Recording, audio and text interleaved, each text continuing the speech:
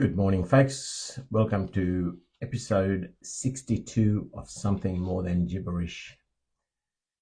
Today, I have the pleasure of featuring somebody that I don't really know a lot about until very recently.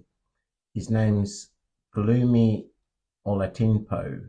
He's originally from Nigeria, but now lives in Washington, D.C. area. So looking forward to featuring him on the show today. Should be all new. Good morning, Miss Betty. How are you? Shall wait for Pelumi to come and screen. Actually, I might share it with him. So he gets the link.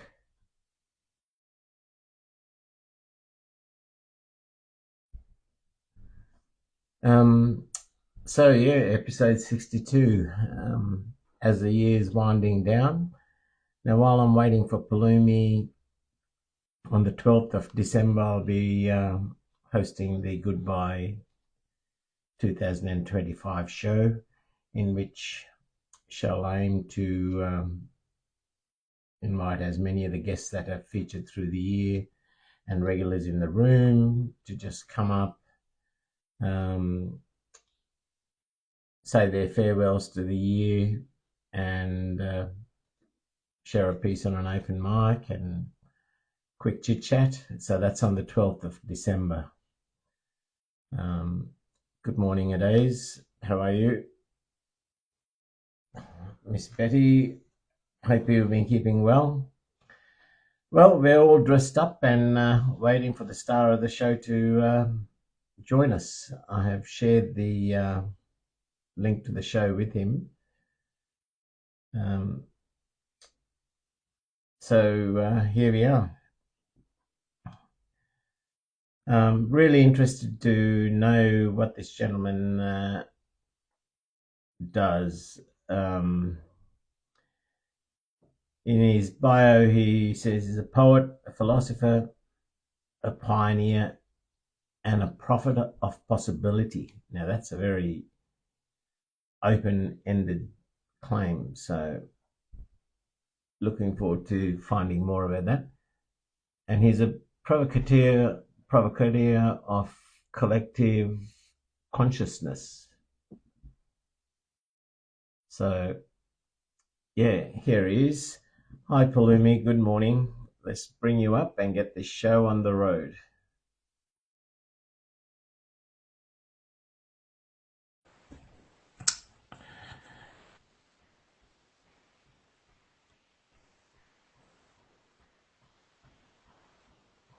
Good morning, my Hello. friend.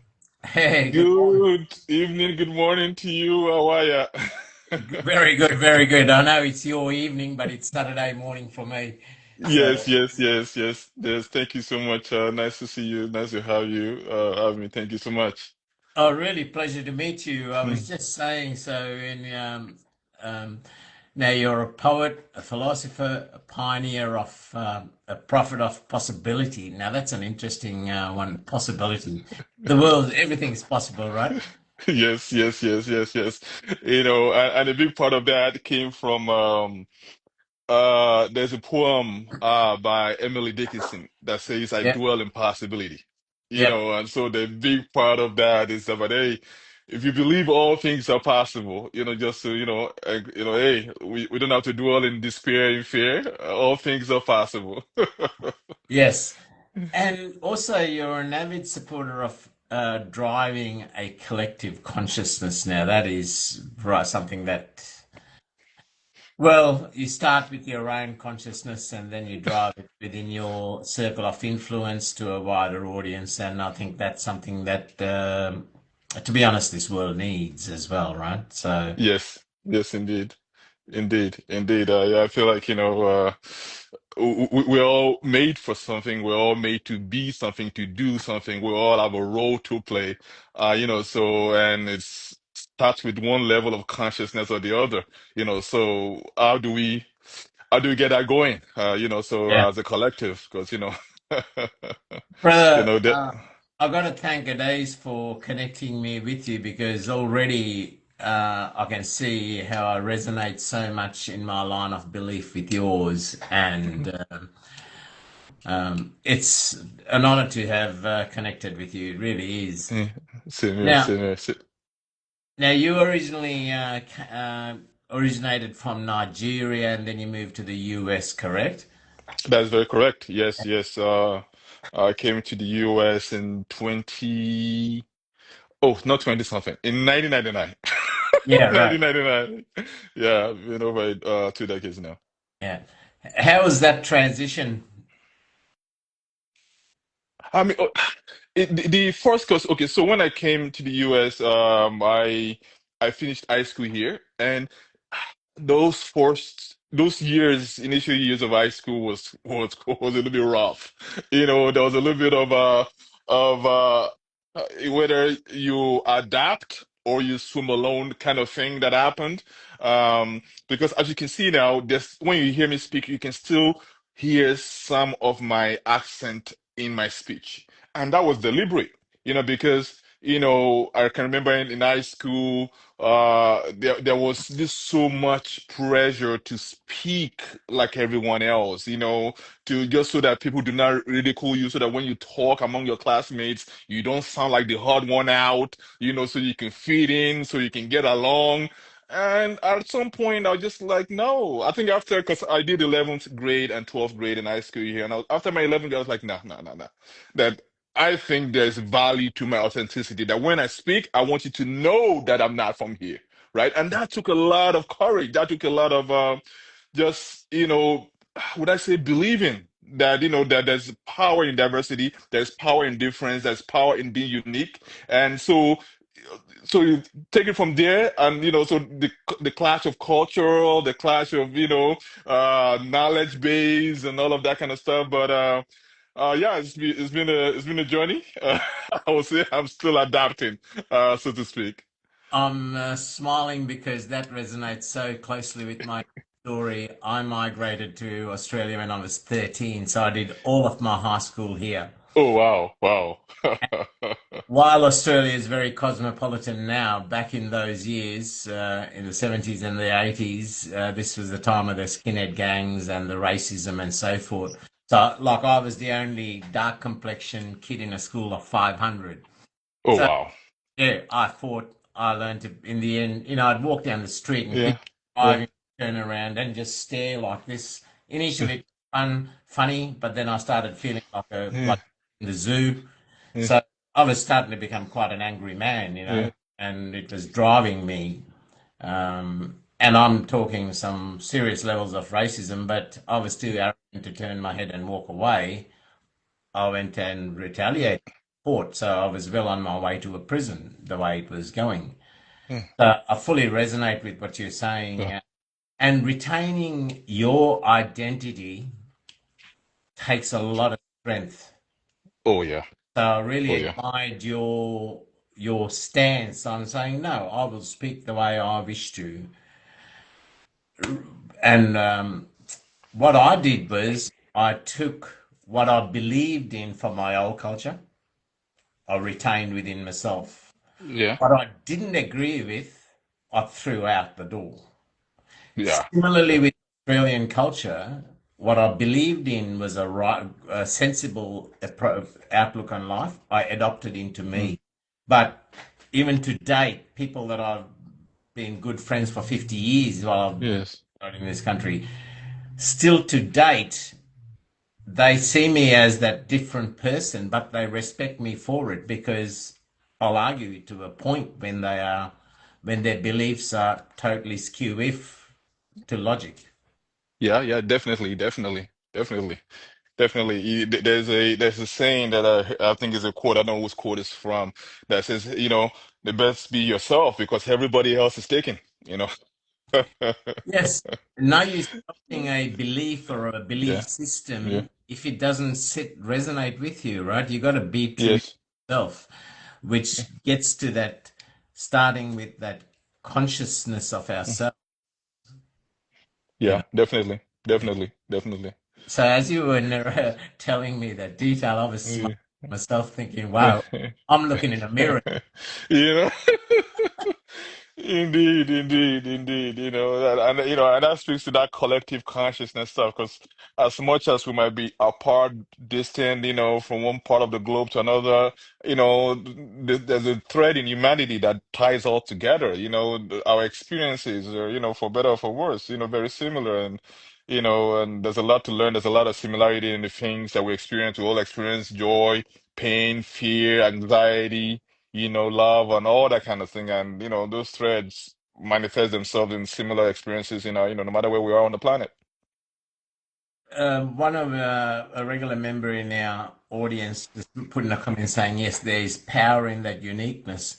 It's so true, but it also takes strength, right? Because Yeah, if you were to compare me to my siblings who were already yeah, finished their schooling and all when we mm, migrated here, their older siblings, I'm very different to them. I'm very mm, the rest mm, of the family. But then I'm also very different to people I grew up with because I've got this Eastern sort of slant to my beliefs as well.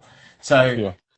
to walk that it can get a pretty lonely road to walk sometimes, right?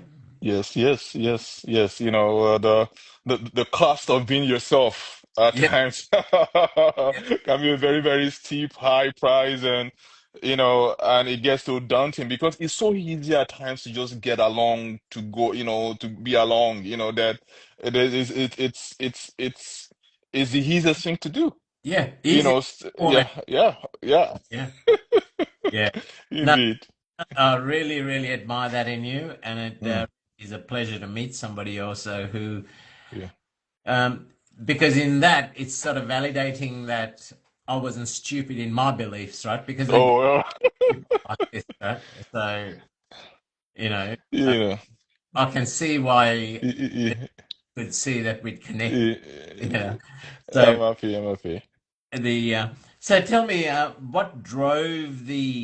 what came first, the interest in poetry or philosophy, or I guess the sense of looking at all things possible all stems from that philosophy sort of approach. What came first? I will say I think the worldview came first, and then the poetry became a means of expression of that worldview. So I would say very early on in life, I mean, I was a voracious reader, so I read quite extensively, whether they were novels or whether they were. I remember at quite a young age, I think when I was 11 or so, being exposed to Shakespeare, being exposed to a lot of African writers, and whether with their plays or their novels or their poetry as well. So. I I think I formulated quite, an idea of, quote unquote, what is possible, of what we as all humanity should be driving towards, and what is not the ideal. And also, it was around, I think at such a crucial young age where I saw Nelson Mandela coming out of prison in South Africa, after so many years. So speaking of a possibility, right? The one would have thought that was never going to happen. So all that fuses with literature sort of gave me, and I guess because I saw how writers were able to express in a way that the things that language was able to do. Right. So I think so that just attracted me more to that. And then I found, I guess I would say, a voice in being able to put thoughts together. Right. And then so that as in the past several years, you know, express itself in whether I'm writing essays or whether I'm writing poetry. But then I found poetry to be a particular means um of making audible what at times could be silent or could be lost in a way. Because I think that poetry has a way of bypassing your intellect and speaking straight to your body, Yep. right? Because, certain things, before you have a chance to intellectualize what you hear, what you perceive in, you've already felt the emotion. You've already felt the imagery. You've already felt the metaphor before you're, oh, shoot. And then you're unable to intellectualize it away right away. So I found that's a very powerful means of at least speaking and expressing and connecting in a more visceral way. Yeah, that's very true. I mean, there is no correctness, right? You can Mm, literally speak your emotions without mm, any there at all. You yeah, can write on poetry on an emotional level and a logical level. mm, So literally bypasses those unseen rules. yeah, yeah, yeah, indeed, indeed. And do you still follow that mindset of looking at possibilities? Oh, yeah. I think my life today demands possibility. Because um, you asked me earlier about adapting in the US, right? I came into the US as an undocumented immigrant. I was an undocumented, teenager. Mm, I didn't have any residency papers. I didn't have any, I had to, I found out on on the hard part what it's like to live in the U.S. uh, without the right immigration papers. mm, So for a long, long part of my life, I would say I lived in the under economy of the US, right? I did not become a United States citizen until about 23 years after I stepped foot on America. mm, I did not vote in America until last year, after mm, 25 years, mm, right? So my whole life is a testimony, is a testament of what is possible. mm. I mean, because there were so many times that in between, I really wanted to give up. I will even say maybe I gave up and wanted to even go back to Nigeria, where I originally came from, because I felt like I was not making advancement here in the US. Yeah, So the milestones that I've been able to achieve, I think, are a testament to what is possible. I see that realization in my life, which kind of encourages me that, hey, all things are possible, that, that we never have to wallow in despair or sink to despair, because like Dr. King would say, the darkest aspect is before light is done, is so I think I paraphrased that, but yeah, that speaks to the question you just asked. yeah, yeah. No, you're right. The But you also, so you've got this very self-searching, reflective mindset, and then you work in the Montgomery County Commission on homelessness. Um, how do you find those two tie in? Yeah, because I believe about giving back. I believe I'm in a place in my life right now, where my life experiences, as I don't have to imagine what it's like uh to be homeless, because I have been close to homelessness, Mm, mm, right? I've had I've had instances in my life where I didn't have a dollar to my name, mm, right? Because there's so many times I couldn't work, or I didn't have the ability to work, and I was just living in despondency, mm, right? And being a black man in America as well, being exposed to certain facts of life.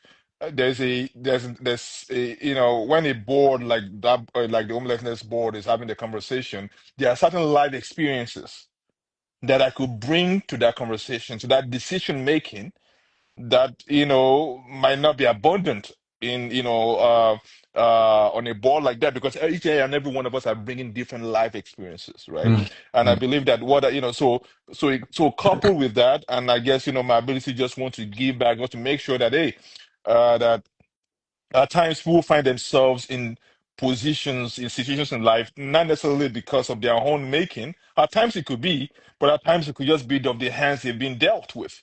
Mm, And times even when it's their own making, they struggle to get out of those situations. mm. So yeah, being on the board of homelessness for Montgomery County, being a commissioner, has been a very fulfilling way of me just giving back to the community, Yeah, being able to have a voice in like how Christ will say, in so much as you have done to the least of this, you have done unto me. So that constantly, pushes me forward in that regards. I think being able to identify with their situation makes you better at your job as Mm. well. Yeah, yeah, yeah, yeah, exactly, exactly, exactly. Yeah. Yeah. And I was in DC in 22, and I can see you'd be kept pretty busy within that field, in that homelessness Oh, field. Like, oh, wow. yeah, yeah, oh, yeah, definitely. There's a big population. I think it's both a private and also a public problem that requires solution from both parties. We can't just say the private industry should figure it out only. You can't just say only the public should figure it out only. So it requires a collaboration, Yeah. between both private and sectors, to alleviate the conditions that make it possible and make sure that folks are able to transition. That doesn't look like when you enter homelessness that is it for you. That there's a possibility of exiting, Yeah. of making something happen. So yeah, in the past, at least being on the board now for at least well over a year, so, and it's been a fruitful Mm. giving back effort. Before we get into the poetry, I've got another question. That's, Yeah, yeah. where do you see, from your perspective, and I think your perspective would be quite valid because Mm, you see people from the street in the home mm. to their other sort of polarity. Where do you see, as a nation or as a global level, where this collective consciousness is moving? Is it moving in the right direction, even ever so slowly, or do you think we're stagnant? That's a very good question. It's a very deep question. It's not an easy one. Um, You're right up my I, alley. This is you know, mine, right? I could talk to you for days and weeks about. I think there's a dichotomy going on right now globally when it comes to that social consciousness, that collective consciousness. I think when I think of the global South and when I think about the global North, and I use those two terms uh, deliberately. I think I live in the United States, right, as we know, and I feel that the collective consciousness right now in the United States is contrary to the prevailing consciousness in most other parts of the world. When I look at Africa, when I look at South America, when I look at several areas in Asia, I see a I see a consciousness towards the value of the human condition, of seeing humanity, of what was what I would say, a global order of brotherhood, so to speak. And I'm afraid to say that I don't see that necessarily reflected in the US. Rather, I see a retrogression in the US, right? So where there is the collective consciousness moving in other parts of the world, moving towards a recognition of human dignity. I see that being hijacked here in the US. I, you know, to answer your question, I see that polarity going on right now. Yep. Could there have been a polarity in the making? Maybe so. Now it's just bubbling up. But I see um, a decisive move in other areas of the world, into having folks being recognized as moving towards a communal good. Yeah. Yeah, moving towards a communal good. And I don't know how much of that ethos, how much of that sensibilities exist right now in the US. Yeah, very astute observation. It's pretty Mm. aligned with me as Yeah. well. What I've found is, you're right about the East. If I was to Yeah, look at countries like Japan, the yeah, rebuilding yeah, after World War II, they have evolved in consciousness. yeah, If I was to look at Vietnam after 9 years of that drawn out war, and look at the way they've evolved and their consideration for each other Yeah. is amazing. In Yeah. whereas countries like the US, like Australia, the UK, Canada, things like that, where we have had been that, well, Australia I speak for, where we've been that land of the milk and honey. Yeah. Uh, we've almost forgotten our early foundations of when this was built by convicts Yeah. and rejects from the UK, but the many decades of being in that land of milk and honey, it's almost like we've digressed a bit Yeah. in that collective consciousness. It's Yeah. driving more to the self again. Yeah. Yeah. Yeah. And with the Yeah. connection of immigrants from everywhere with different Yeah. beliefs, different approaches, there's Yeah. extreme. The other part I find is generationally, like when I look at the consciousness of my own son, for example, who's now 28, or his, or my nieces, nephews, their kids, in some ways they seem so much more advanced in their consciousness to what my generation was or my parents' generation was. But then they also get tainted by the drive for convenience and the modern age technology, not getting off your backside to go and walk up to the street and just pick up your food. I'll just get it Yeah. to my door. That's sort of a mindset. I find that a bit a reverse sort of Yeah. trait. Is at the end of the day, you were born with two legs for a reason. Use them. You Yeah. were born with two hands. Use them, right? As opposed to the convenience of a phone and get somebody to drop it off. Yes, it Yeah.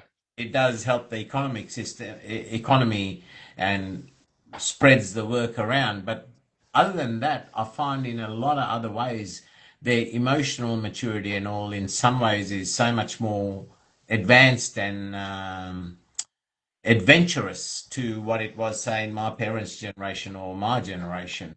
Yeah. So I Yeah. find Yeah. that in some ways bubbles up. But then when I look at some of the petty things that wars happen in today, Yeah. and I look back to 2,000 years ago, shit hasn't changed. I'm not. Right? So have we, History's on a loop. yeah, so have we evolved as a consciousness, right? Yeah. This whole this thing in the Gaza, I mean, that area has been fighting since biblical days, right? Yep. Yep. Yep. Yep. Yep. So Yep. And yeah. Yep. those ways, right? So it's just like in some ways we go forward, other ways we go backwards, and as you said before, it goes almost like in a Yeah. cycling. Yeah. So yeah. Anyway, Yeah. look, I think we could unpack that Yeah. for a long, long time. Indeed. Indeed. Indeed. Indeed. Yeah, if I could just say something to that a little bit. Yeah, I think definitely history is in a loop, right? And I think maybe a question that we should ask ourselves is that, are we damned to that loop? Or does each generation have a responsibility to break out, to do better than the things the previous generation has gone wrong, right? Let's take Gaza, for instance, right? The fact that there's been chaos, there's been blood, massive shed, in centuries past. Are we damned to that cycle? Or is that, are we helpless, right? So I think those are some philosophical questions that I find myself asking, and I believe that we can do better. So hence, the possibility, right? So that we're not condemned in the loop. We can break out of the loop, almost like if you're familiar with the Matrix, are we condemned to live in the Matrix, or we can break out of the Matrix, 100 so to speak?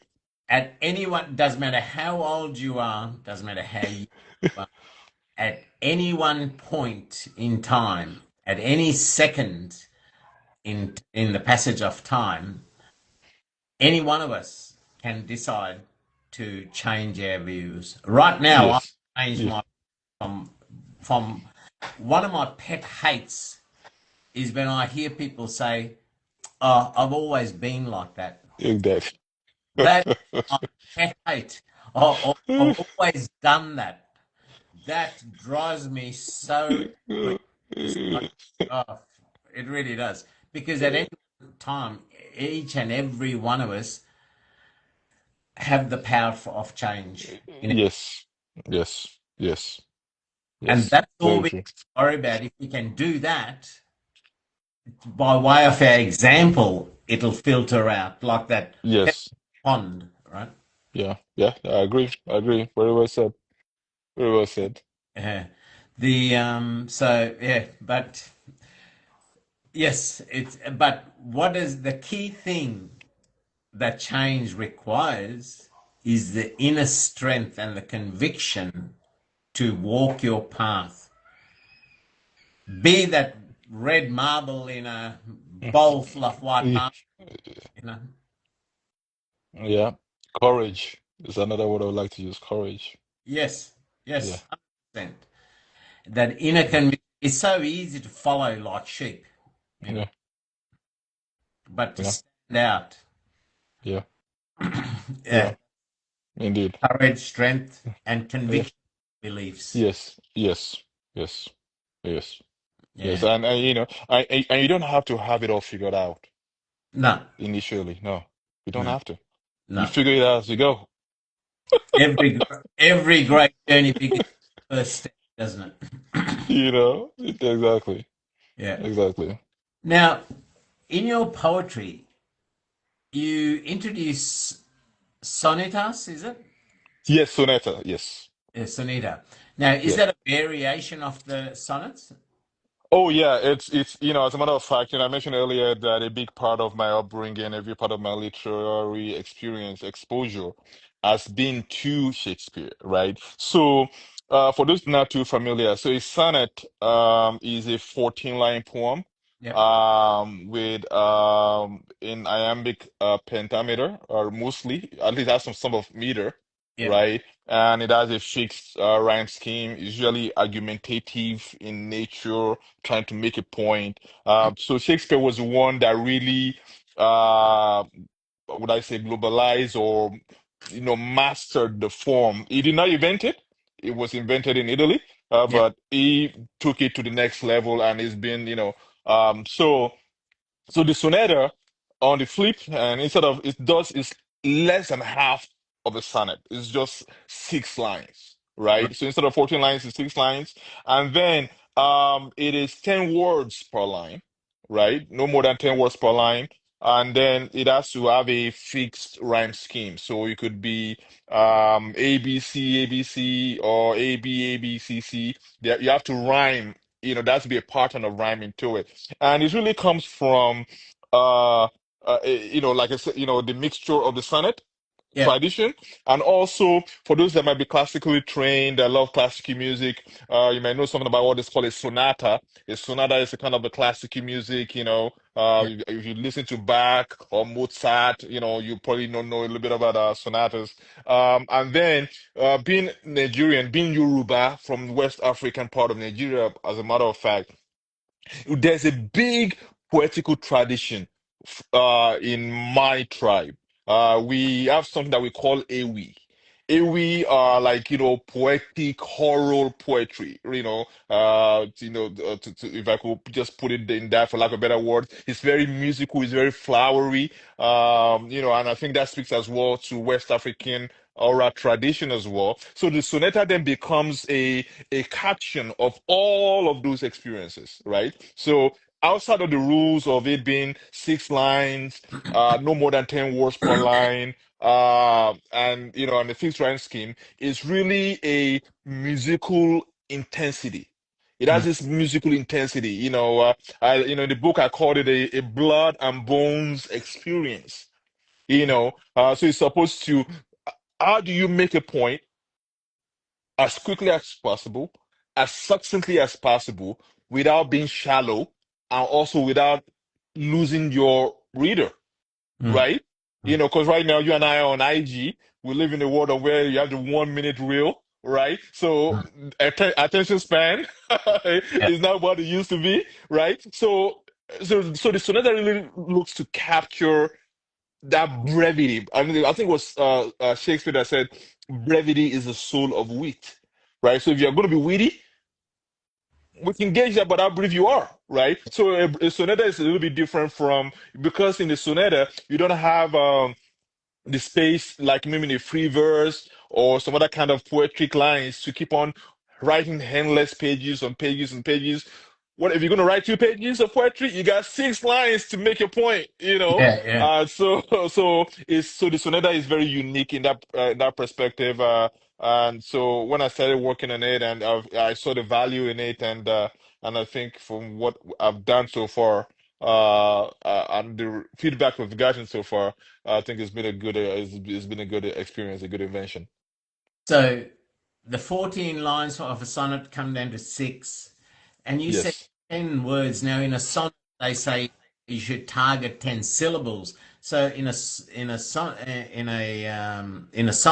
so in a soneta, are you saying it's got 10 words? 10 words, yes. So 10 words. You don't have to use 10 words, but you Yeah, cannot go more than 10 words. So right. 10 words Yeah, max. Yeah, yeah, yeah. yeah. So the syllable in the sonnet, in the sonata is words, Words, right. word count. Yeah. Yeah.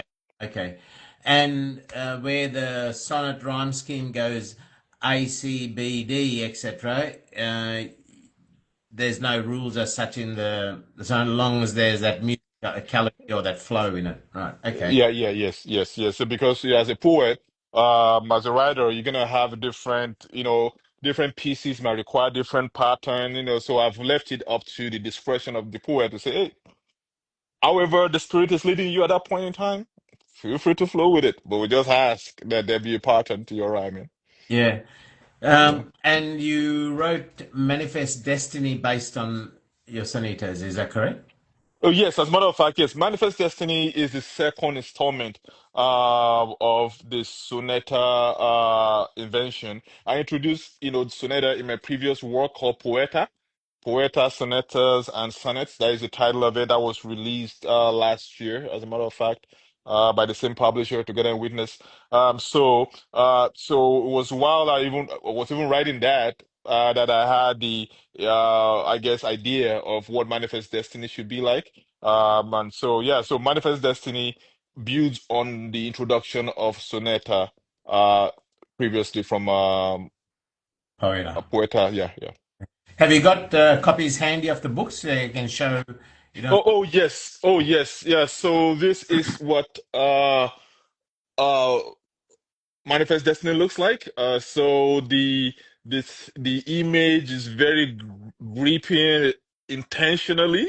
Maybe as we have a conversation, I'll probably, for those that might not be familiar with the concept of manifest destiny, I'll be able to, maybe talk a little bit more about it. I know the title is a little bit upside down, but yeah. So this is what the book looks like. It has a blood, well, Mhm, mhm. colored edges, has a ribbon in it, for marking your page if you're reading it. It's a very high quality work, thankful to the publisher, and I think it is done in such a way that I wrote this with having in mind that you don't have to read poetry to understand what this work is about.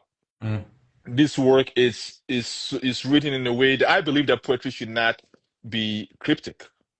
I believe that poetry you should not need a advanced PhD degree to understand a good work of poetry, right? So I've written in such a way that whether you're a novice, whether you read poetry once a year, or whether you're somebody that spent the last 10 years teaching poetry, that everybody has access points to this work.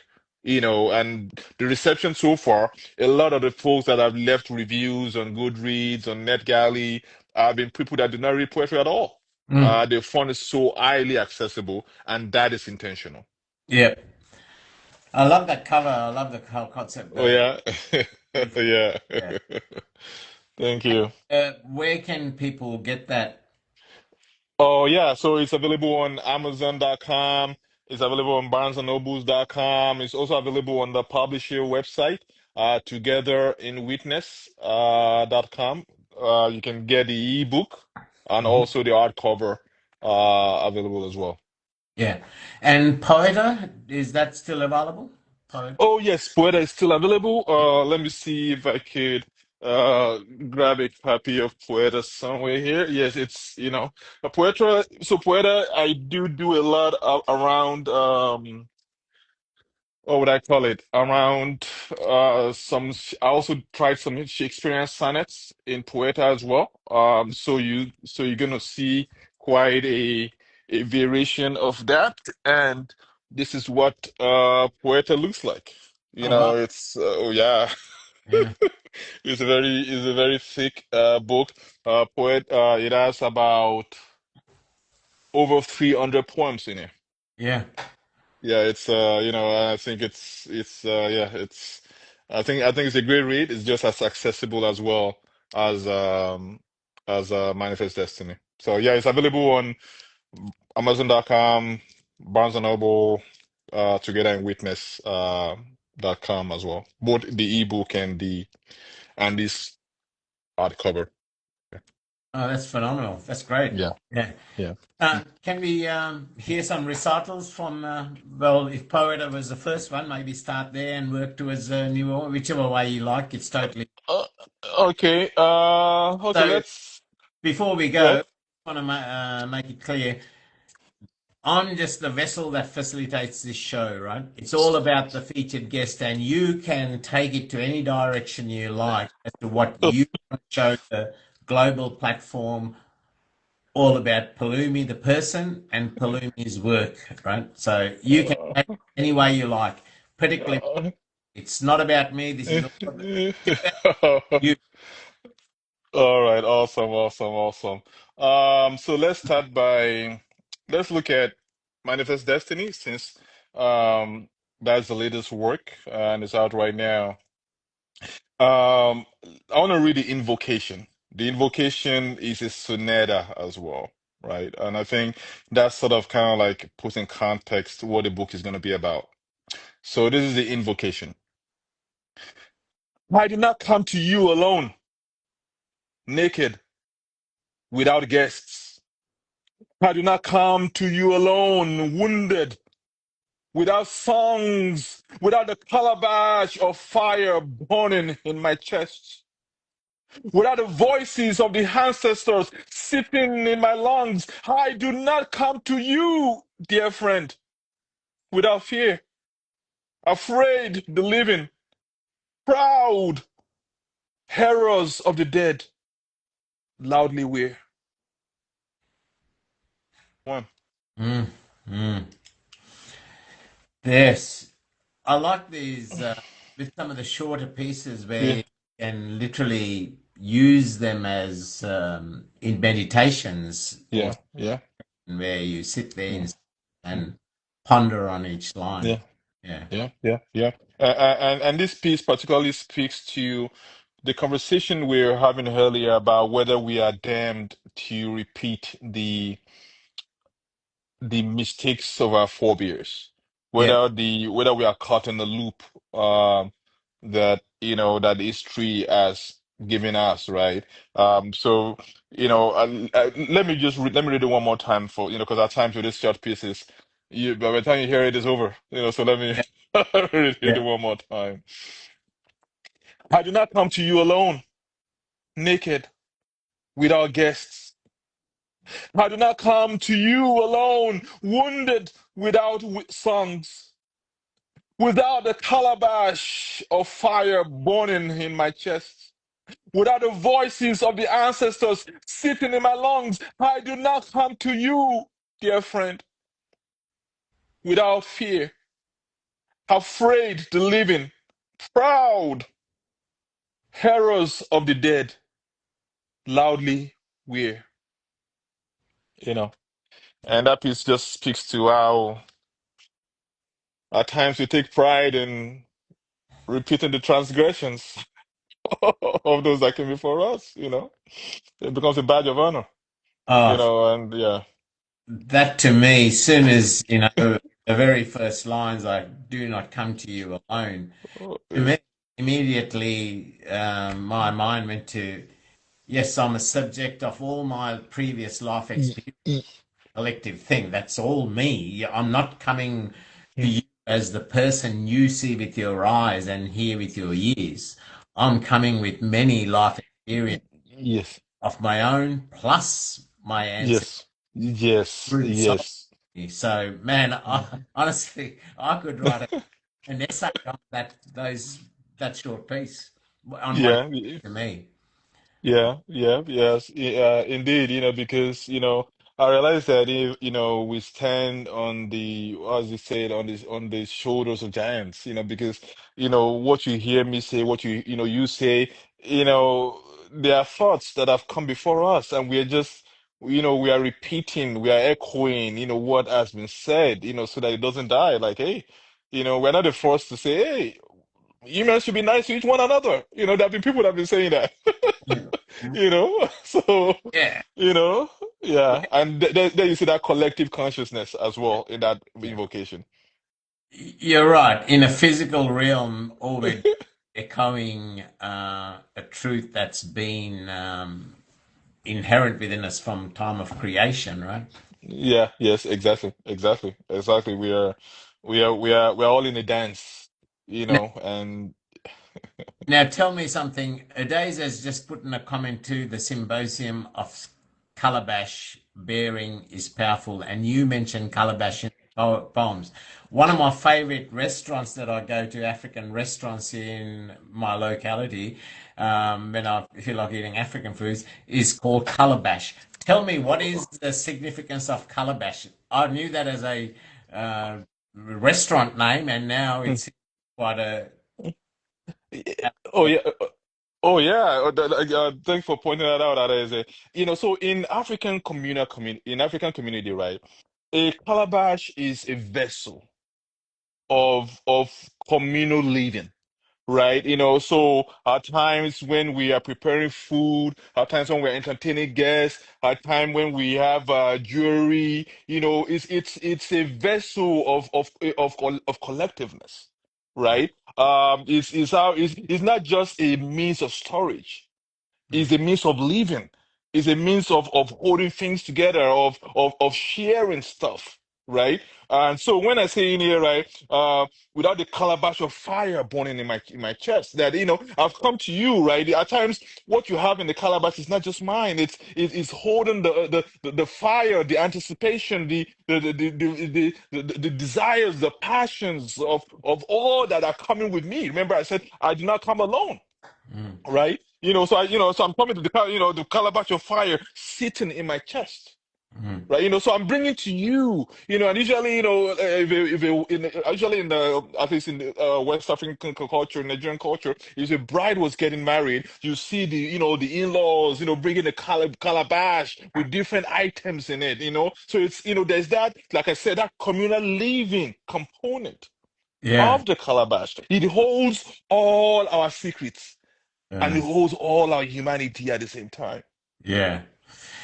This is what I love hearing poetry there, and especially because then you can query words. Like I've got Yes. a copy of Adaise's book, and in her work she likes throwing in a French word or an African word, so I've got to go to Google and see what the hell this is. But having you on screen, I could ask that question straight away. Yes, yes, yes, indeed. Thank you for that. Indeed. I've been eating at Calabash for this restaurant, as I was saying, for quite a few years. Never know. It gives me new meaning. Awesome, awesome, awesome. Happy. And I think that's part of the responsibility of a writer of a poem, of a poet as well. Ability to inform the reader, ability to, introduce the reader to new concepts, new ideas, Yeah. new culture, right? And I think, yeah, so yeah. Yeah. But to say that I love the power in your words, I can see that it's very each of the pieces that I've heard, two pieces I've Yeah. heard I can see there's a very purposeful, intentional structure to each line to Yeah, yeah. and as you said, when you're forced to get a whole story in 6 lines, that's an art on its own. That's a challenge, Yeah. right? Yes, yes, yes. It makes you wonder what is the most important thing that I want to say. Yeah. That what do I want to communicate? By the time the reader finishes reading this, what emotions do I want them to experience? What Yeah. do I want them to get away? That I might have 10 things to say, but what is the number one thing that I have to say? Then maybe the other 10 things I might reserve them for another sonata. Yeah. But so yeah. Yeah. My friend, I'm happy for you to just go crazy. Going for 50 minutes, and Oh. I'm mesmerized by those 50 minutes. And your books just went on my shopping list for sure. Oh yeah, awesome, awesome, awesome, awesome, awesome, And so let me read Sonata 267. Um so because we were speaking about you asked me a few questions earlier about possibility and about where I think about uh the state of the collective consciousness on a global scale, right? So it made me want to read this Sonata 267. I woke up this morning to sounds of clapping waters, chanting rivers, begging freedom to be brave from the sunny hills of Appalachia to concrete jungles of Cascadia, smothers, embers of liberty, grasping for air. From the bluegrass of Kentucky to the blueberry farms of New Hampshire. I woke up this morning to swallows dying, crying across the mountaintop. Mm. Let me read that one more time. Sonata 267. I woke up this morning to sounds of clapping waters, chanting rivers, begging freedom to be brave. From the sunny hills of Appalachia to concrete jungles of Cascadia, smothers, embers of liberty, grasping for air. From the bluegrass of Kentucky to the blueberry farms of New Hampshire, I woke up this morning to swallows dying across the mountaintop. Mm. Mm. And yeah, and that piece really talks about the challenge, the courage, the strength of conviction Mm. Mm. that freedom requires, Yeah. that collective consciousness requires. And in this piece here, you see me talk about this is basically a geographical mapping Mm. of the American landscape.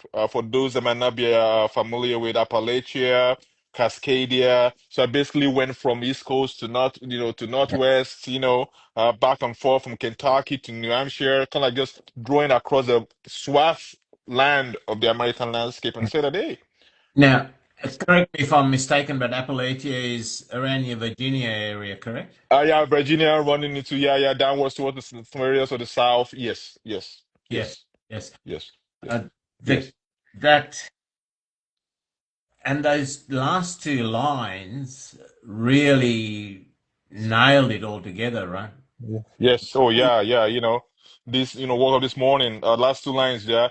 To the blueberry farms of New Hampshire.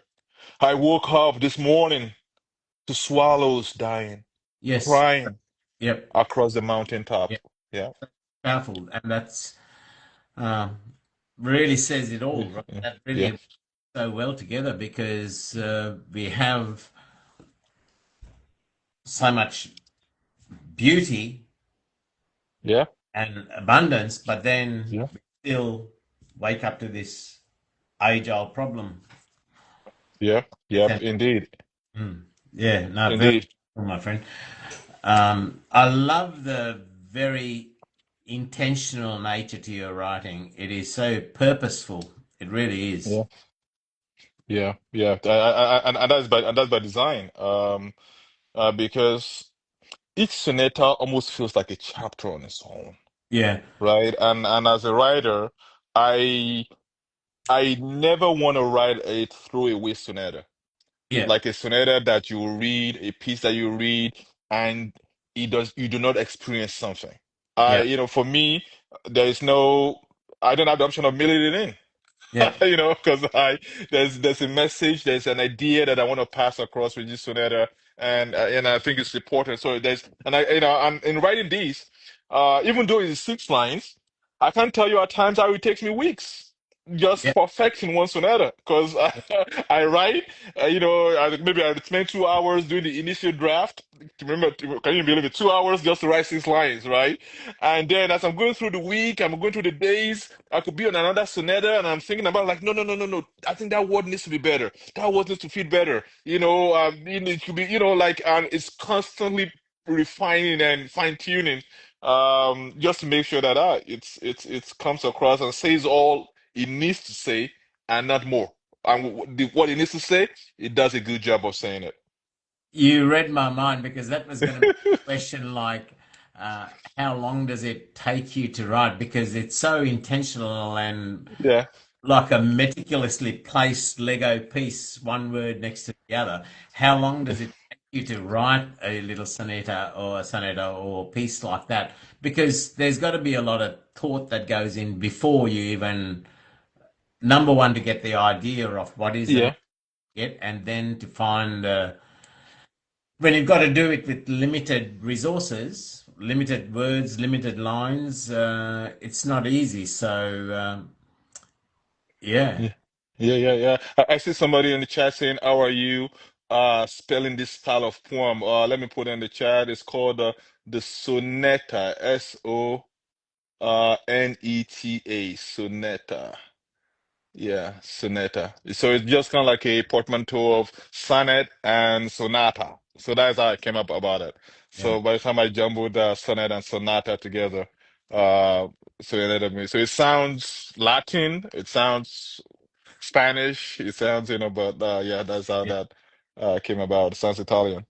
Tom, who posed that question, is a prolific writer himself. He's very disciplined. Every morning, 5 a.m., he sets the time and he wakes up and he writes. And he's like you. He's got very hefty books like your own. Oh, He's 4 books oh wow. got on my shelf, and he's currently working on his fifth book, Oh, each about 450 to 500 pages. So oh wow. he's Wow, wow, that's I guess I'm looking to be like him then, like I'm just at 2 books. it's, look, but Conan, I can see because I'm a lot like that. I can't. I know hardly ever write for prompts. I don't write for prompts, Oh, right? oh, I don't neither. People send me prompts and get me to write. I think I've written about 3 prompts, more to please close Yeah. friends, because to me, I've got to feel something. I've got an emotion I want to convey, a message I want to convey, and that's what drives me. And due to that, I don't limit myself to any structure either, because I will not change a word for rhyme if it deviates from the emotion I want to convey. Yeah. Mm. But I cannot write for prompts. So, but in your structured form, I can see how challenging that can be to Mm. the. Yeah. Yeah, yeah, it really is a challenge indeed. And I'm happy that you mentioned that you don't write for prompts because I always thought I was weird for not caring for prompts. Because for me, if you give me a theme, Yeah, an idea to explore, I can write to it, but for because like you said, I have to have ideas that I want to communicate myself, right? So I always find it hard to write a prompt. For me, I can't remember any piece I've written before because for me, just I feel like it's kind of like just pulling teeth for me, you yeah. know.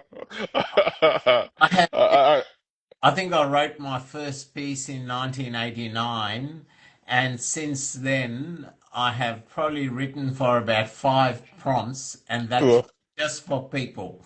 And two of uh, them was very recently. So yeah, Wow, wow, wow, wow, wow. Awesome, awesome, awesome. Um, oh yeah, so and one thing that you also mentioned about manifest destiny is that I one thing because it was so important for me that you understand this work, at least the reader, right? That I've also included endnotes, my notes in the work. Yeah. So the book is divided into four books.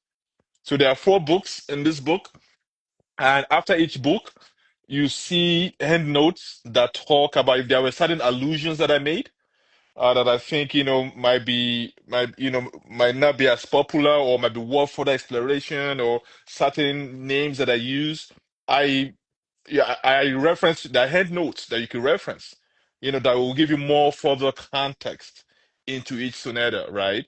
Yeah. That helps you, if there's a time period or something like that. So I think from that perspective as well, Manifest Destiny really stands apart, as to you get an insight, Yeah. into the poet's mind. Yeah, Mm.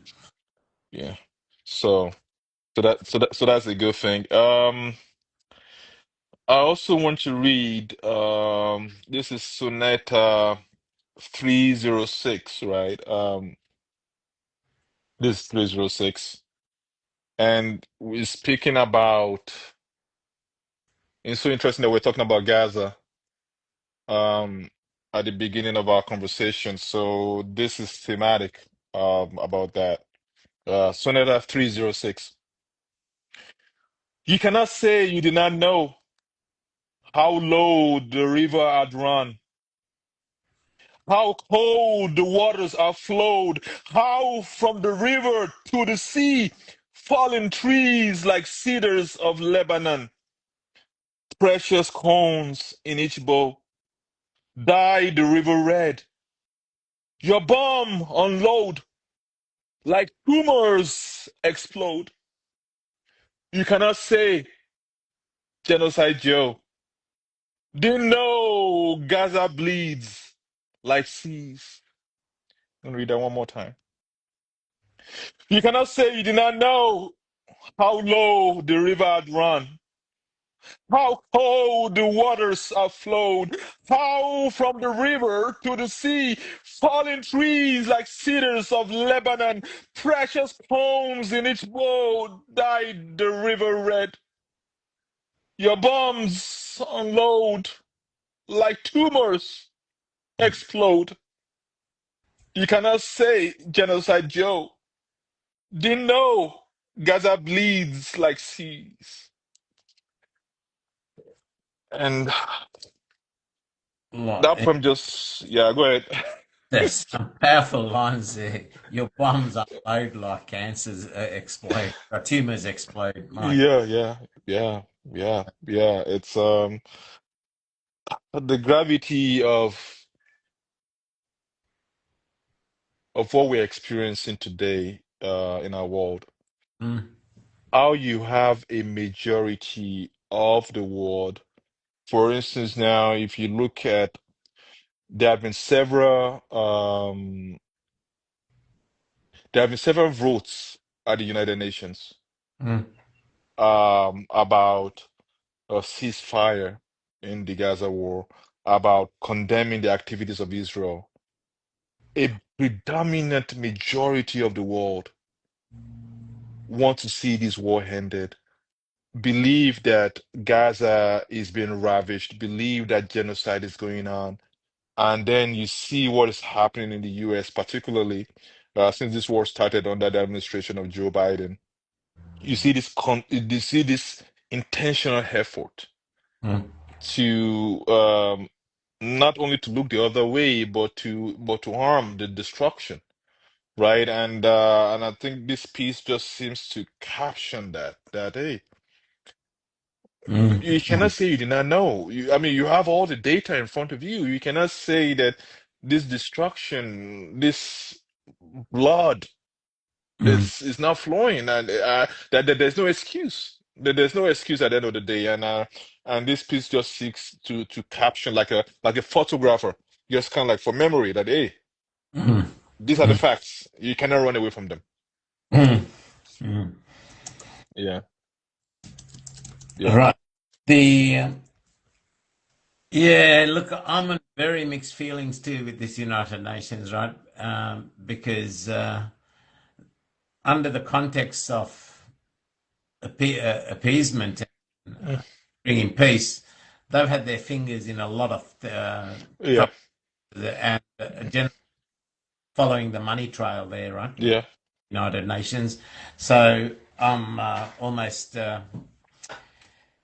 yeah, I almost treat the whole group almost with contempt because in some in some aspects they've been that helpful cause and helping the cleanup, but then in other parts, Yeah, been yeah, the instigators of a lot of trouble as well. yeah, yeah, yeah, yeah, definitely, definitely, definitely. I think when you look at the powers that control the Yeah, UN, yeah. Ukraine's a uh, classic with the interference of UN, right? oh yeah. Yeah, yeah. Perfect, right? Yeah, yeah, Uh, yeah, yeah. It's but yeah, and and the sad thing is, most people, you really got to watch. A lot of wars has been the instigation has been that money trail. Generally, the perpetrators, the instigators of this itself, have been the silent watchers on the side, yeah, yeah, yeah, yeah, feeding the fuel, while yeah, two other people almost yeah, reminds me of a boxing match, right? You got promoters yeah, yeah. there while two guys get in the ring and thump out of each other, right?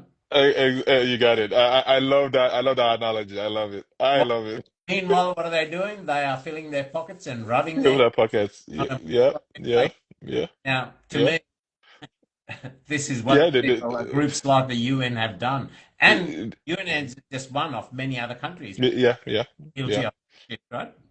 Yeah, yeah, yeah. I think it brings up the question: how do we reform our global institutions? How do we reform the narratives that are being pushed? How do we give voice to the less wealthy nations, that so that it doesn't so that the constant narrative is not necessarily those of those that are wealthy and have a particular agenda to push, So how do we truly have a fully democratized world body?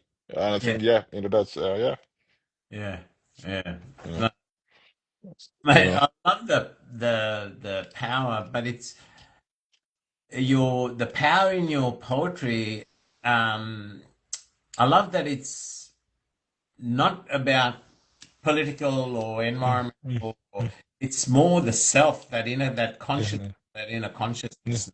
Right? yeah, You put it in yeah, a way to uh, an act of nature or yeah, event in history, but it's always talking about that inner consciousness, that our own views, our how do we deal with it, and that's beautiful. That really aligns to how I write.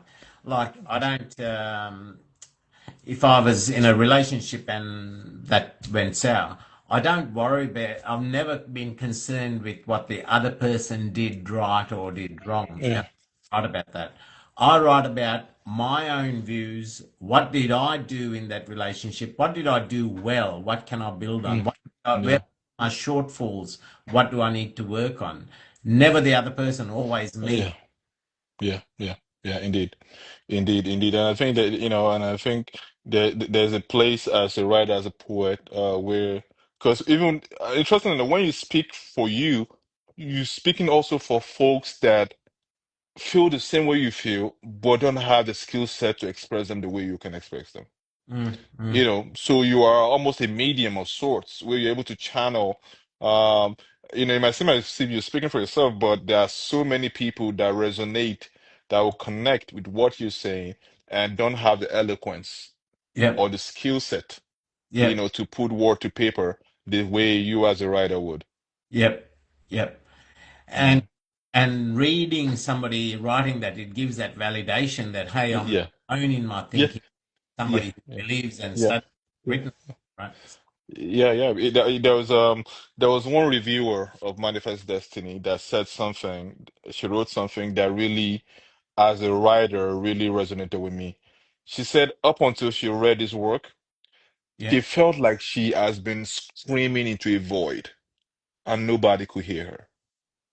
She felt like she had been in a place of despair, just alone in how she felt. That reading Manifest Destiny validated everything she's felt. That yeah, he gave voice to our thoughts, to our fears, to our anxieties, and our concerns and all that kind of stuff. And as a writer, that was a breath of fresh air. You got to see able to do that for somebody. Mm, mm, mm. Yeah. Yeah, you know. The floor is So, my friend. I could all right, all go right. all Uh, day long. It's just amazing. It truly oh, yeah. is. Awesome, awesome. Let me read from Soneta 370. 370.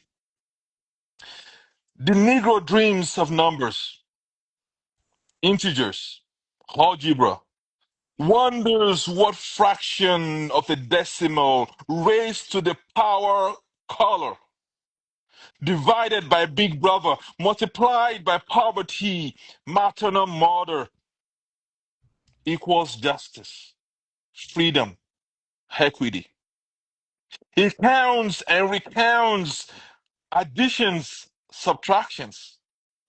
The Negro dreams of numbers, wonders how in the Badger 6% Scunnies equal 42%, so equal 42% bodies living up the river. Let me read that one more time. The Negro dreams of numbers, integers, algebra, wonders what fraction of a decimal raised to the power color, divided by big brother, multiplied by poverty, maternal mother, equals justice, freedom, equity. He counts and recounts additions, subtractions.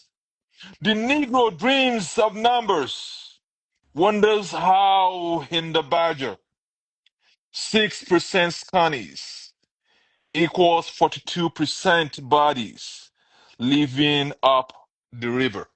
Mm, mm. Poem. I want to give it because I know there's quite a lot of terminologies there that might not be familiar with quite a lot of listeners. So I want to take us to the end notes for that Sonata 370, what the end notes look like, so that we can contextualize it. 370. Okay, yeah, the end notes for 370, right? He Mm, says. The Negro dreams of numbers, integers, algebra. Badger refers to Wisconsin, nicknamed the Badger State, right? So, mm, because the poem says that uh, the poem says that the Negro dreams of numbers, wonders out in the Badger, right? In the Badger, so that is Wisconsin, right there. 6% Connies, equal 42% bodies living up the river, addresses racial disparities in Wisconsin's criminal justice system. African Americans comprise approximately 6% of mm, Wisconsin's population. mm. They also call them Scunnies, right? So Wisconsin's call themselves Scunnies. So that's Yep. why you see Scunnies, right?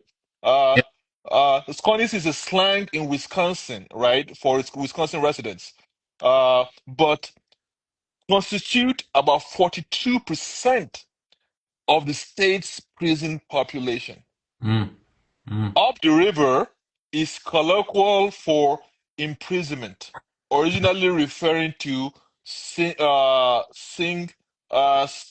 Prison, located in the Hudson River from New York City. Yep.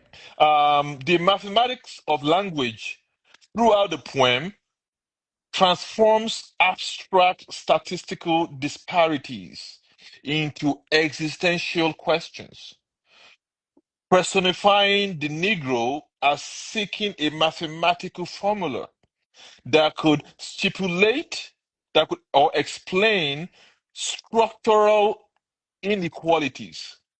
The Mm, repeated reference to mathematical operations, additions, subtractions, portray the inexhausting mental calculations required to navigate systemic designed with embedded racial disparities, Mm, right?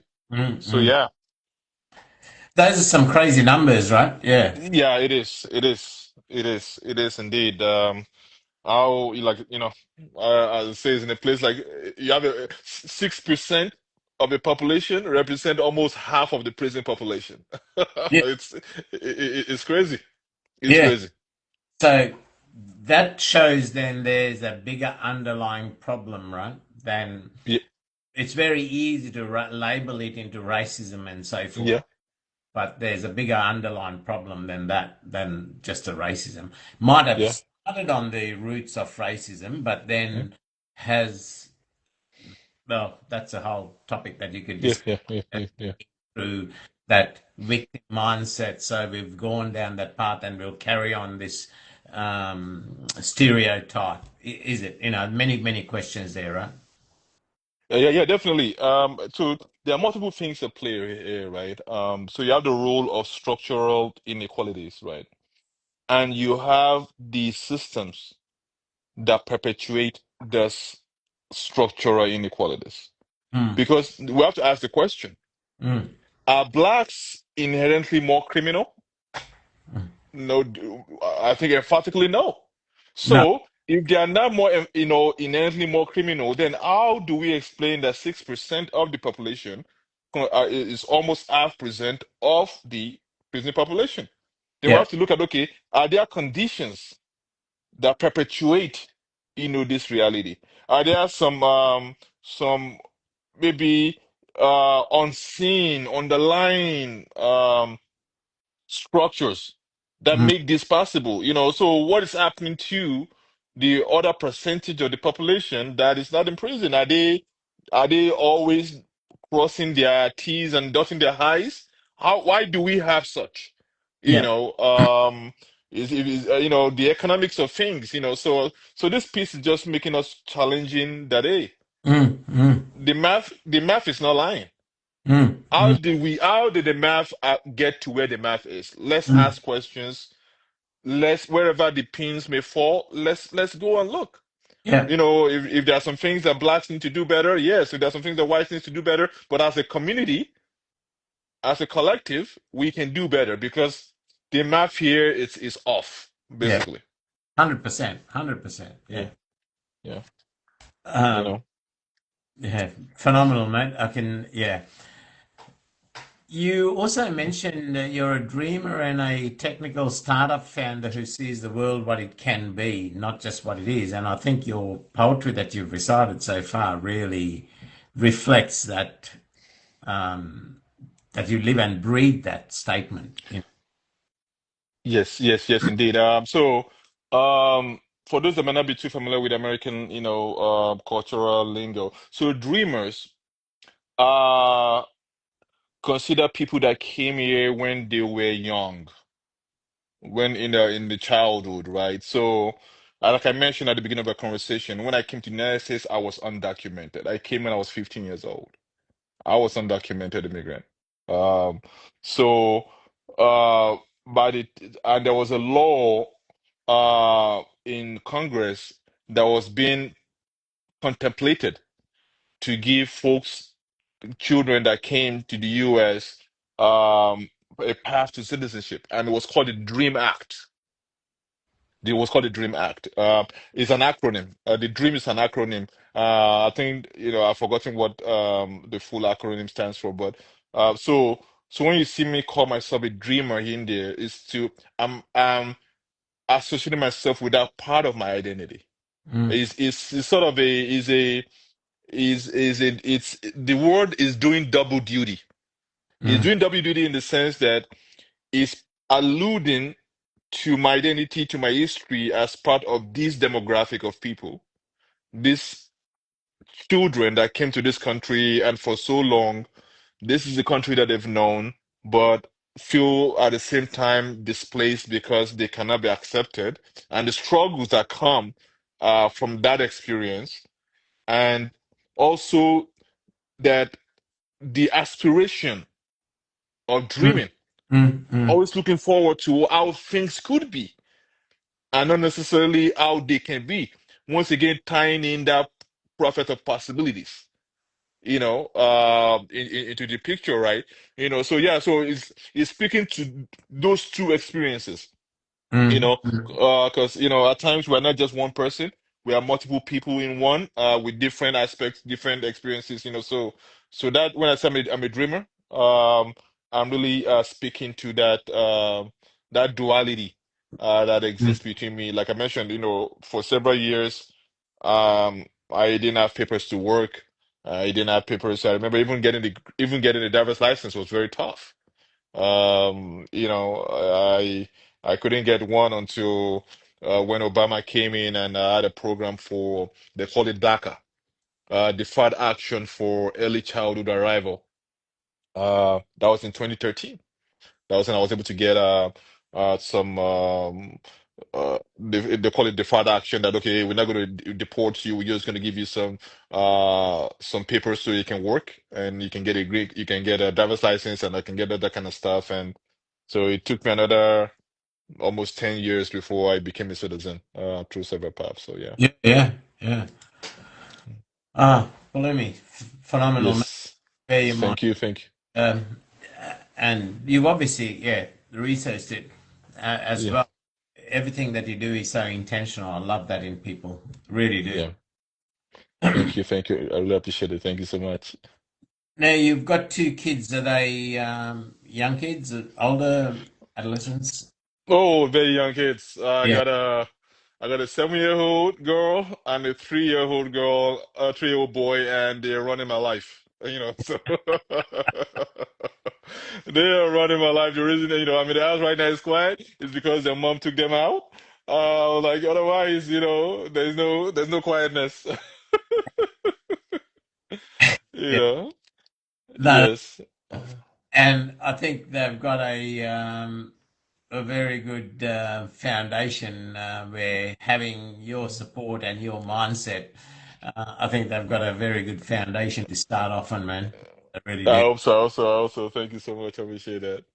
Thank you so much. Yeah. Indeed, indeed. Thank you. Thank The, you. well, I'm happy for you to share more work. We've been going for 1 hour 42 minutes. Generally, I keep it to under 2 hours only because then I can get the whole video in one piece. Because from this, just to give you a heads up, when Mhm. I post this, I'll add you as a collaborator, so then you can Okay. post it on your own page as well Okay. when you accept it. Secondly, I create a YouTube video of this episode and also a podcast for which Okay. I will share the links with you, Okay. and Okay. feel free to use them any which way you like. They're yours to use Okay. wish.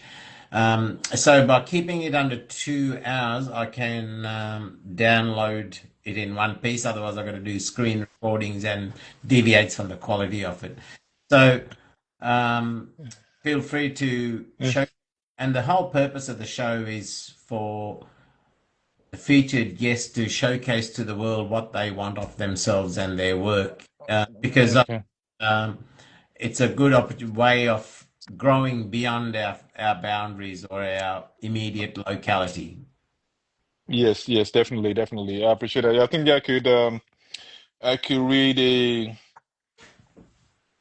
I could read a few more sonatas. So let me read.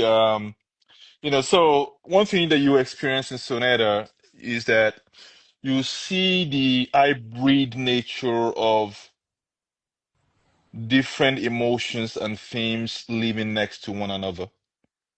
Mm, You see pieces about love, you see pieces about theology, you see pieces about social justice, you see people about ecology, right? And the major reason is that because I try to speak to the complexity of the human condition. mm. Because the human condition is not just one thing. We cannot talk about war and not talk about love because, war tells us about the worst of us. Yeah, Love tells us that but love, on the other hand, tells us what we should aspire to, that, hey, this is what it looks like on the other side, right? So in Manifest Destiny, you see that juxtaposition, yeah, that contrast, so. So in that vein, let me read Soneta 253. Mm. I have fought at love and fallen in love. Here on these battled weird slopes, lodged between the corpses of someone's blooded sons, and some weathered wagon used for ferrying souls of broken hopes, felled in love's fiery forging to flowerless, unremarkable graves. Whatsoever shall be said of me, that I fought so bravely like thunder, torn asunder completely. I'll read that one more time. Sonata 253. I have fought a love and fallen in love. Here on these battled weird slopes, lodged between the corpses of someone's blooded sons, and some weathered wagon used for ferrying souls of broken hopes, felled in love's fiery forging to flowerless, unremarkable graves. Whatsoever shall be said of me, that I fought so bravely like thunder, asunder completely. Mm. And Uh, yeah, You're so you right. know, Nothing can what, exist without love, right? It's that ingredient that holds everything together, right? no, no, it's exactly. And here in this piece, you see that um that just the juxtaposition we're speaking about how love is a battlefield. So this is my a twist on that about how the experiences that we have, the things that we go through, the hopes and things of relationships that have not worked out, are like a brave soldier. Mm. We go in, to give it our best, but at times it's the results of the war is not what was desired when you enter the war. Yeah, So yeah, yeah. and that just seeks to capture that, you know. Let me look as well and give us another. I just want to try to give us like a diversity. Um, so this one is Sonata 276. To be rejected, the dejected, scum of the earth, abused and confused by views du jour, disrespected and convicted by the scepter of wealth, marooned upon the highland of life, consumed by the pressure to survive, to myself and all I will never be. Thine is the kingdom, the power, and the glory. Eventually, I'll read that one more time. Sonata 276. To be rejected, the dejected, scum of the earth, abused and confused by views du jour, disrespected and convicted by the scepter of wealth, marooned upon the highland of life, consumed by the pressure to survive, to myself and all I will never be. Thine is the kingdom, the power, and the glory. Mm. Eventually. Mm. Mm. And that piece just speaks to there's a biblical allusion, of course, as you know, for those that might not be familiar. At the end of the poem, thine is the kingdom, the power, and the glory. Mm. Um, that's from the Lord's Prayer. And it just speaks to how, for everyone that's been out there, that has ever felt like they do not belong, Mm. that has ever felt dejected, rejected, that's ever felt like, hey, you've been oppressed. This piece tells you that eventually, ultimately, at some point, don't lose hope that thine is the kingdom, the power and the glory. Mm. You know, yeah, That's very profound, Pelumi, because I think most of us, I think very few could say that they, at some point in their life, they haven't felt alienated, where they felt they don't belong. I myself, I've lived most of my life like that because of that.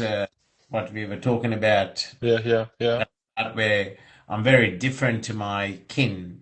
I'm very different in there's similarities, but then yeah, I'm very different to people that I've grown up with, to society, because I've retained that self. And sometimes I've often said, uh, like I feel like I've been born at the wrong place at the wrong time, okay. and yet surrounded by people. I've got surrounded by friends and colleagues and people who look up to me and admire me and do anything for me, and family as well. But still having all that love, having all those people, sometimes I can feel like I don't belong, like I'm just in the wrong Yeah, place at the wrong time. yeah, yeah, yeah, yeah.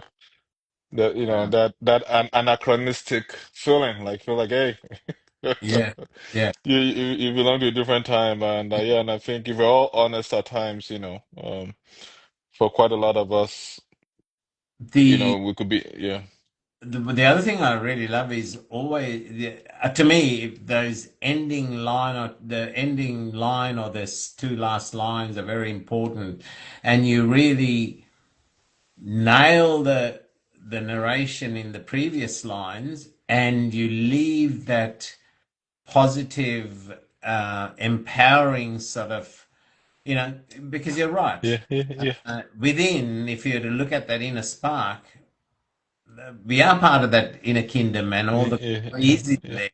We've just got to realize yeah, here, yeah, experience, physical experience, yeah, where all our pain and torture is in our mentals, but it's all there, and it yeah, will yeah, be there eventually.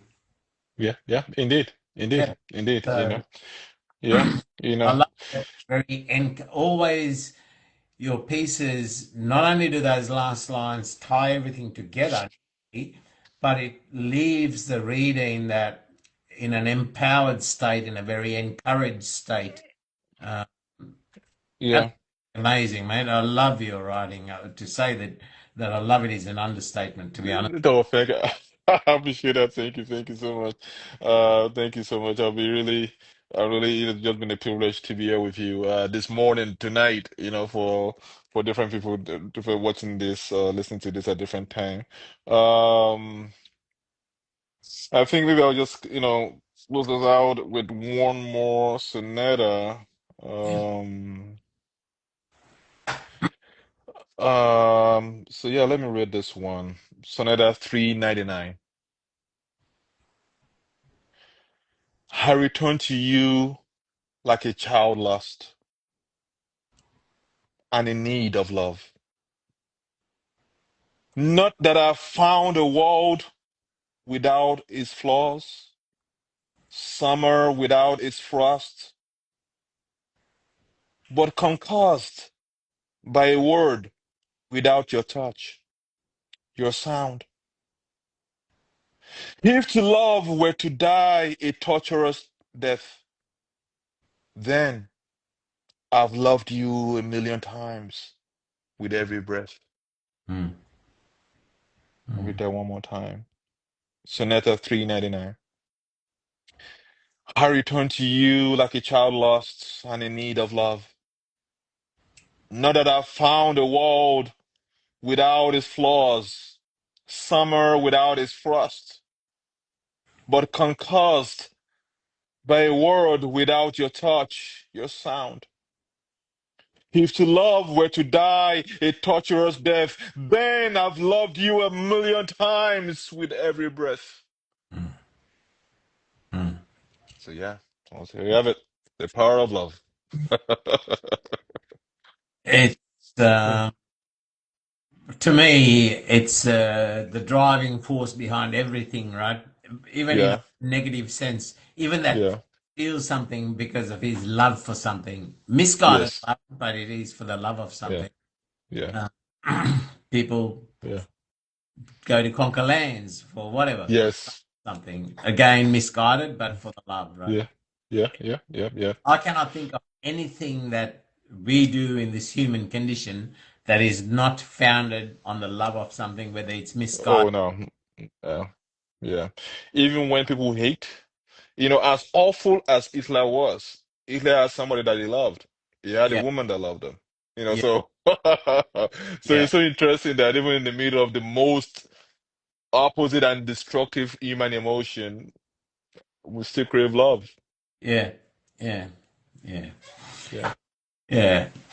Brother, you are. I'm so glad to have.